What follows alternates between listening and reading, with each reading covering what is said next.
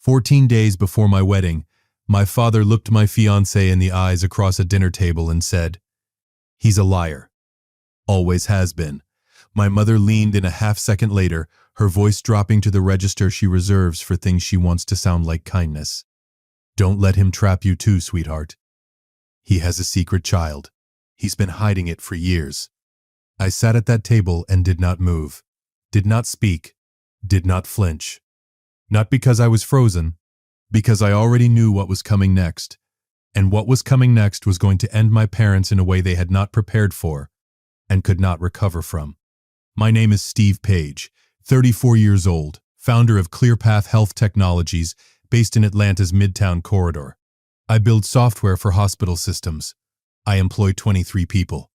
I have been working 18-hour days since I was 26 years old to build something from nothing, which is the kind of life that doesn't leave a lot of room for self-pity, and which has the useful side effect of making you very good at sitting still when someone is trying to blow up your world, because you have learned, through practice, that the people who stay calm in a crisis are usually the ones who survive it. My fiancée's name is Rachel Holt, 31 years old, civil litigation attorney at a firm on State Street in Boston. She is precise, methodical, and has the particular patience of a woman who has spent 9 years building cases that take years to resolve. She does not panic. She prepares. When my parents sat down across from us at the rehearsal dinner at the Fairmont Copley Plaza in Boston on March 14, 2026, and delivered their planned detonation, "He has a secret child. Don't let him trap you." Rachel did not raise her voice, did not look at me, did not reach for my hand. She reached into her purse. She took out her phone. She opened the Photos app. She turned the screen to face my parents and asked, in the calm tone of a litigator presenting Exhibit A, "Is this her?" The photograph was of a little girl, 13 years old, with my eyes and her mother's smile, standing in front of a purple bedroom door in an apartment in Brooklyn, New York. My mother's face went the color of old paper. My father's jaw worked without producing sound. The room? 42 guests, white linen, the low warm buzz of a celebration in its first hour, went completely and utterly silent. But I should tell you how we got there, because the way we got there is the entire story. I met Rachel 3 years ago in a hospital waiting room in Boston. She was reviewing case notes on a yellow legal pad, the most focused person I had ever seen in a room designed to make people anxious. I asked what she was reading. She said it was confidential. I asked if she was always that direct. She said she was, and that it saved everyone time. We had dinner that Thursday.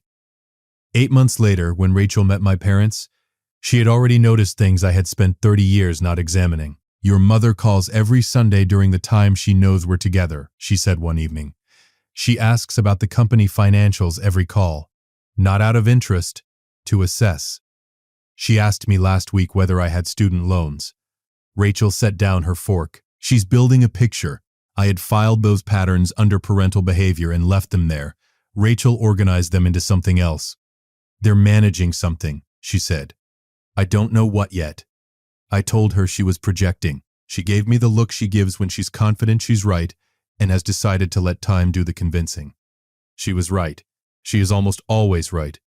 I have learned to lead with that understanding and save us both time. Here is what I did not know until 22 days before my wedding. In the fall of 2011, I was 19 years old and a sophomore at Boston University. I was dating a girl named Cassie Torres, my first serious girlfriend, a semester ahead of me in the communications program. A person of considerable warmth and slightly chaotic energy, who made everything more interesting and occasionally more complicated. We were together for 14 months. We were careful until 1 month we weren't quite careful enough. I did not know this. I never knew this. What I know now is that in December 2012, Cassie discovered she was pregnant. She was frightened, overwhelmed, and made the decision that she needed to tell my parents before she told me, because she had met them twice, found them intimidating, and believed, with the earnest logic of a 19-year-old, that the older people in the situation would know what to do. She called my mother on a Sunday evening. My mother told her, very calmly, that she would handle everything. She told Cassie not to say anything to me. Not yet. Not until they had figured out a plan. She said the words, Steve has a future ahead of him. This doesn't have to derail it. 2 weeks. 3. She called my mother again. My mother told her the timing was still not right, that she was still figuring out the best way to approach Steve, that Cassie should just give it a little more time. 4 weeks after that first phone call, Cassie stopped waiting. She made her own decision. She had the baby, a girl, born in August 2013, healthy, 7 pounds 4 ounces, named Lily. She arranged a closed adoption through a family services agency in Boston. The adoptive parents were Jennifer and Michael Walsh, a couple in Brooklyn. She asked my mother one more time to tell me. My mother said she would. She did not. Cassie left Boston after the adoption was finalized. She moved to Portland, Oregon, started over, and spent 13 years not knowing whether I had ever found out, whether I had chosen, knowing, not to come. She carried that uncertainty for 13 years. I learned all of this on February 20th, 2026, when Rachel sat down across from me at our kitchen table in Atlanta with a printed document and said, "I need you to hear this, and I need you to hear it from me before you hear it from anyone else." Rachel had found Cassie 4 months earlier. She had not done it to investigate me. She had done it because she was building a case.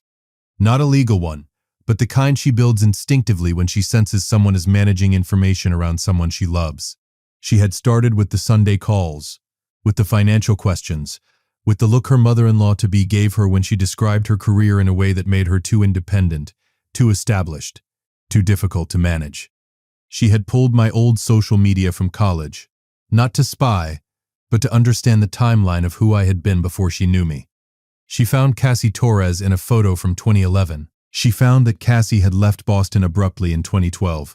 She found a birth announcement in a Brooklyn family newsletter, the kind that small community organizations publish. From August 2013. Baby girl. Walsh family. Birth mother. A young woman from Boston. She didn't tell me what she was doing. She hired a private researcher, a woman she had worked with on a custody case, and within 6 weeks had a name, an address, and a telephone number. She called Cassie Torres on a Monday afternoon in October 2025. She introduced herself. She told Cassie she was engaged to Steve Page and that she was trying to understand what had happened. She asked Cassie to tell her the truth. Cassie told her everything. They spoke for 2 hours. Rachel took notes on the legal pad with the same focused quiet I had watched her bring to hospital waiting room case files 3 years earlier. When Cassie was done, Rachel said, "Thank you. He doesn't know. I'm going to tell him, and I'm going to make sure he knows it wasn't your fault." Then she flew to Brooklyn and met the Walsh family. She met Lily, and she asked Jennifer and Michael Walsh if they would be willing to bring Lily to a rehearsal dinner in Boston in March, so that a little girl could meet her biological father at the same table where someone was planning to use her existence as a weapon. Jennifer Walsh said yes. I didn't know yet, when my parents sat down across from us at that table, that Lily Walsh was already in the hotel, 4 floors up, in a room with Jennifer and Michael, waiting. Let me tell you about my parents, because you need to understand what they believed they were doing.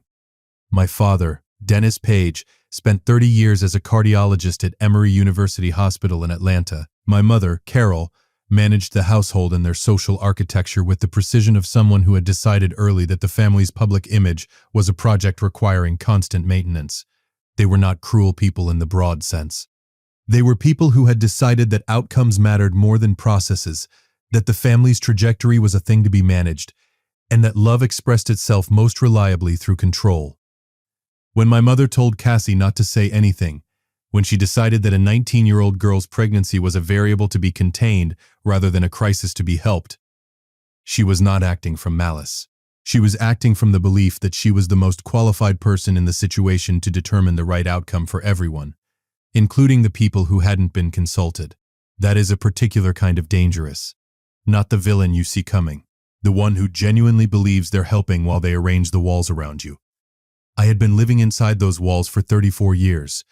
I had learned to navigate them. What I had not fully understood was how many rooms I hadn't been allowed into. Rachel had understood it faster than I had. She had also understood something I had not thought to ask. If my parents had known about Cassie's pregnancy and buried it, What were they planning to do with that information now? The answer arrived 14 days before the wedding, in the form of a dinner invitation. My parents called on a Monday evening. My mother's voice had the particular sugarcoating she applies when she is about to request something I would not agree to if she asked directly. Your father and I want to have dinner with you and Rachel. Before the wedding. Just the four of us. We have some things we'd like to discuss. Rachel was in the kitchen when the call came in. I put it on speaker. Of course, Rachel said immediately. We'd love that. Saturday? My mother sounded pleased in the way people sound pleased when a plan is going more smoothly than expected. After we hung up, Rachel looked at me across the kitchen island. They're going to do it at the rehearsal dinner, she said. You think they're going to wait until Saturday and do it in private? That's the whole point. They want to do it where I can't walk away quietly, where your friends are watching, where the story gets maximum reach. She picked up her coffee. The Saturday dinner is Reconnaissance. They want to see how much I know. And do you want to go? She looked at me with the expression that means the question has already been answered. I've been waiting for this for 4 months, she said. Of course I want to go. We had dinner with my parents on Saturday, March 7th at a restaurant in Buckhead they had chosen. A steakhouse where my father was a regular familiar territory. A room where he had the home advantage. He did not use it well. My mother spent 40 minutes asking Rachel questions that were not questions. They were inventory assessments. How long had Rachel been at the firm? Did she plan to make partner, or was she thinking about family?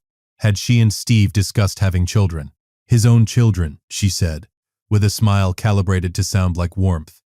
Rachel answered every single question with the pleasant, non-committal precision of someone who has deposed hundreds of witnesses and knows exactly when a questioner is fishing. My father said almost nothing until the dessert course. Then he looked at Rachel and said, very casually, like a man who has been waiting for the right moment, Has Steve ever talked to you about his past relationships? We've talked about everything that matters, Rachel said. My father nodded slowly. My mother's eyes moved to his, a quick, coordinated glance of the kind that couples develop over decades. They had their answer. She didn't know. They were wrong. The rehearsal dinner was March 14th. 42 guests.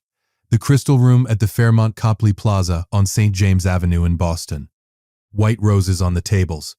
Rachel's choice, simple and unshowy.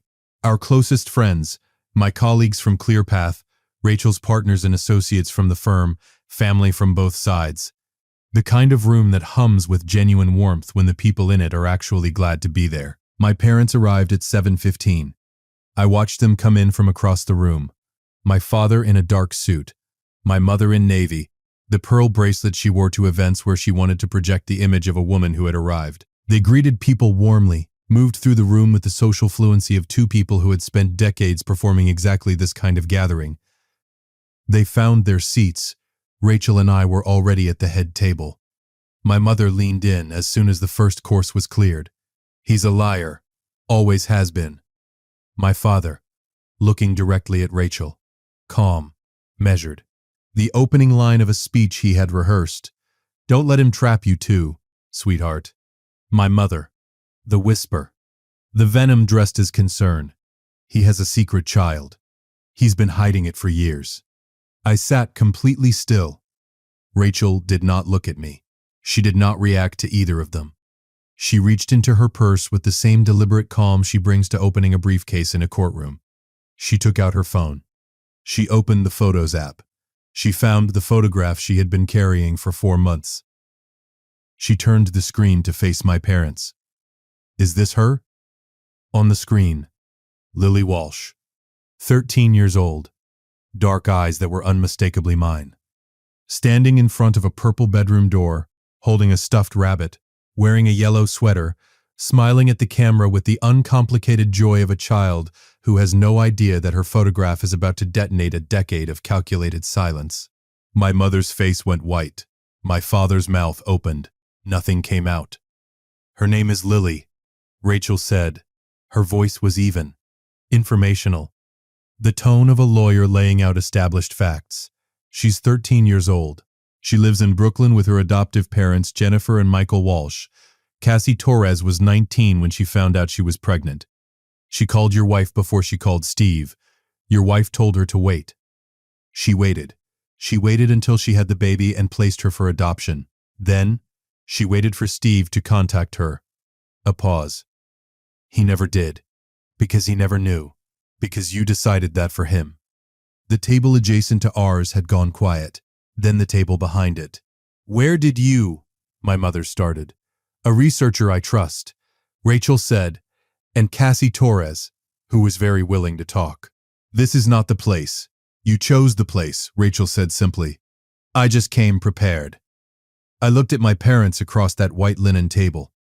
In a room full of the people I loved. In a city where my father had introduced me to professional colleagues and family friends for 30 years. In the venue where in 14 days I was going to marry the most remarkable person I had ever known. I felt something I had not expected to feel. Not anger, not satisfaction. Something quieter. The particular clarity of a man who has just seen the full architecture of something for the first time and understands completely where every wall was built and why. I didn't know it yet, but Lily Walsh was 4 floors above us at that exact moment, awake past her bedtime, asking Jennifer Walsh if she could meet him tonight. If you've been listening for a while and want accounts like this to keep coming, it really helps if you hit that like button and subscribe. 97% of people never do, but it's what keeps this whole thing running. So, thank you. My father tried to recover. He sat forward in his chair and used the voice he reserved for situations requiring authority. The voice of a man who had spent 30 years delivering difficult diagnoses and had learned that a certain register of calm could make almost anything sound reasonable. We made a decision that we believed was in everyone's best interest. Steve had a future ahead of him. He was 19. A baby would have... You made that decision, I said. Without asking me. It was the first thing I had said since they sat down. My father looked at me, and for the first time in 34 years, I watched him not have an answer ready. You had a daughter, I said. For 13 years, I had a daughter and you decided I didn't need to know. You were a boy. I was 19, not 12, not incompetent. You didn't trust me with information about my own life. I looked at him steadily. That's not protection, Dad. That's control. The room was very quiet now, not the hushed attention of people politely listening. The full, still silence of 42 people who have stopped pretending not to hear. My mother reached across the table. Steve, please, not here. You chose here, I said. It was the second time one of us had said that to them, and the repetition landed with the weight of the truth it was. The door at the far end of the crystal room opened. Jennifer Walsh walked in first. A composed woman in her early 40s, her hand held by a small girl in a white dress with a purple sash. Lily, 13 years old, dark eyes moving around the room with the careful alertness of a child entering an unfamiliar space. Rachel had texted Jennifer at some point during the conversation. I had not seen her do it. She had done it the way she did most things, precisely, without announcement, at exactly the right moment. The room's silence deepened into something different. Not shock exactly, recognition. 42 people understanding, simultaneously what they were looking at. Lily walked toward the head table. Her eyes found my face and stayed there. I do not know what she saw. I know what I felt, something that does not have a clean name. Something between recognition and grief and a joy so complicated it felt like it needed more space than a person's chest has. She stopped in front of me. Looked up. Are you Steve? She asked. Yeah, I said. I am. I'm Lily. A pause. I think you might be my dad. My mother made a sound. Not a word. Just a sound. The particular register of a woman who has just watched the thing she buried walk into a room in a white dress and introduce herself. I heard you didn't know about me, Lily said, still looking at me. Jennifer told me. She said it wasn't your fault. I could not speak for a moment. Rachel's hand found my arm under the table. It wasn't, I managed. I stopped, started again. I would have wanted to know. I want you to know that. Lily considered this with the seriousness of a 13-year-old processing information that matters. Okay, she said. Then, turning to look at my mother with the calm directness of a child who has not yet learned to perform anything other than honesty. Are you his mom? My mother stared at her. Yes, she said, barely audible. Did you know about me? The room waited. My mother's lips moved. No sound came out. It's okay if you did, Lily said. Jennifer says people do hard things sometimes because they're scared, not because they're bad. She looked at my mother with more generosity than my mother had earned or deserved. Were you scared? My mother put her hand over her mouth. My father beside her looked at the table. Rachel's colleague from the firm, a woman named Dana who had known Rachel for 7 years, stood up from a table nearby. Steve, she said, I think everyone in this room wants you to know that we're here for you, whatever comes next. Someone else followed. A colleague from ClearPath. Then, Rachel's best friend from law school. One by one, the room reassembled itself around a different center. Not my parents' narrative, not the story they had come to deliver, but the one that had just walked in through the door in a white dress with a purple sash. My father stood. He took my mother's arm. She did not resist. At the door, my mother stopped. She turned. For a moment, I thought she was going to say something worth hearing. You'll regret this, Steve. All of you. The door swung shut behind them. The room exhaled. Then someone began to clap. Then everyone. Not for the departure, for Lily, who stood at the head table looking mildly confused by the noise. Why are they clapping? She asked Jennifer, who had moved to stand beside her. Because you were very brave, Jennifer said. Lily seemed to accept this. She looked at the dessert cart near the far wall with the focused interest of an 13-year-old who has completed a significant task and is ready to move on to something enjoyable. Rachel leaned close to my ear. She asked to meet you tonight. 4 hours ago. Jennifer said she'd been asking all week. I looked at Lily, this person who had existed for 13 years without my knowing, who had walked into a room full of strangers with the steadiness of someone who had been prepared for something hard and had decided to face it anyway. She had my eyes. I had not been ready for that. Hi again, I said. She looked up from the dessert cart. Do you like chocolate cake? Yes, I said. Me too, she said. That's probably genetic. I laughed for the first time all evening. We married on March 28, 2026, at Old South Church on Boylston Street in Boston. 106 guests. My parents were not among them. Jennifer and Michael Walsh were seated in the third row on Rachel's side. Lily was the flower girl.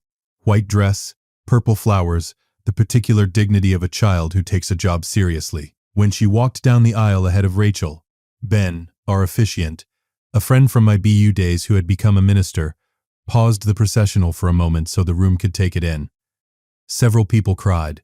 The photographer later told us it was the shot of the day. Our vows included a line we had written together.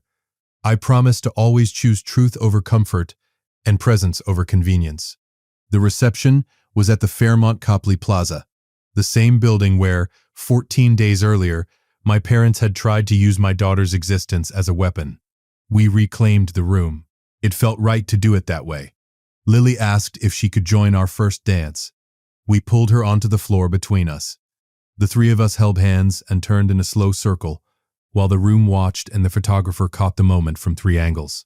Jennifer Walsh told me afterward that Lily had talked about that dance for the entire drive back to Brooklyn. 1 week after the wedding, I sent my parents a letter, printed, signed, mailed, certified with return receipt requested. It was brief. You knew about Lily for 13 years.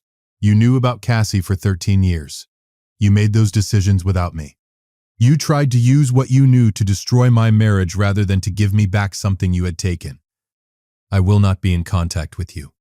You are not welcome in my life, in my marriage, or in Lily's life unless she one day chooses differently as an adult. That is her right. It is not yours. Steve. I received the return receipt confirmation 3 days later. I filed it in the folder I have kept since February, where I keep everything that matters in a form I can return to.